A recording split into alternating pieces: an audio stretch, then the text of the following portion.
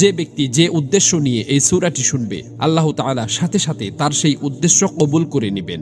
আলহামদুলিল্লাহ, এই সূরাটি দিয়ে লক্ষ লক্ষ মানুষ উপকৃত হয়েছেন, তাদের কাজ সফল হয়ে গেছে। তবে এই সূরাটি শোনার কিছু শর্ত রয়েছে। প্রথম শর্ত হলো, সূরাটি শোনার আগে যে কোনো দরুদ শরীফ 3 বার পড়বেন। আপনারা চাইলে সাল্লাল্লাহু আলাইহি ওয়াসাল্লাম এই ছোট দরুদটিও পড়তে পারেন। দ্বিতীয় শর্ত হলো, সূরাটি শোনার সময় আপনারা আপনাদের আশা আকাঙ্ক্ষাগুলো অন্তরে রাখবেন। এরপর সূরাটি প্রথম থেকে শেষ পর্যন্ত শুনতে হবে। কোনোভাবেই সূরাটি অসম্পূর্ণ রেখে যাবেন না। যদি অসম্পূর্ণ রেখে যান, তাহলে আপনাদের কোনো কাজই সফল হবে না। এজন্য সূরাটি মনোযোগ দিয়ে প্রথম থেকে শেষ পর্যন্ত শুনুন। ইনশাআল্লাহ এই সূরা শেষ হওয়ার আগেই আপনাদের সকল কাজ ঠিক হয়ে যাবে, মনের সকল আশা আকাঙ্ক্ষা পূরণ হয়ে যাবে।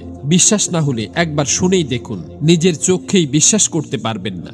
মহান আল্লাহর কাছে দোয়া করি, হে আল্লাহ, যারা পবিত্র কোরআনের এই সূরাটি শোনার জন্য গভীর আগ্রহ নিয়ে বসে আছে, আপনি তাদের সকল বিপদাপদ ও বালা মুসিবত দূর করে দিন। তাদের অন্তরে লালিত স্বপ্ন ও অপূর্ণ আশা আকাঙ্ক্ষাগুলো গায়েব থেকে পূরণ করে দিন। আমিন।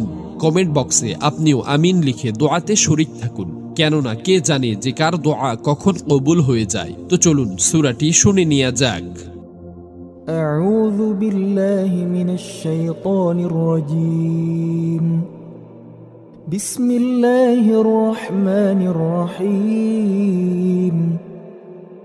سورة أنزلناها وفرضناها وأنزلنا فيها آيات بينات لعلكم تذكرون. الزانية والزاني فاجلدوا كل واحد منهما 100 جلدة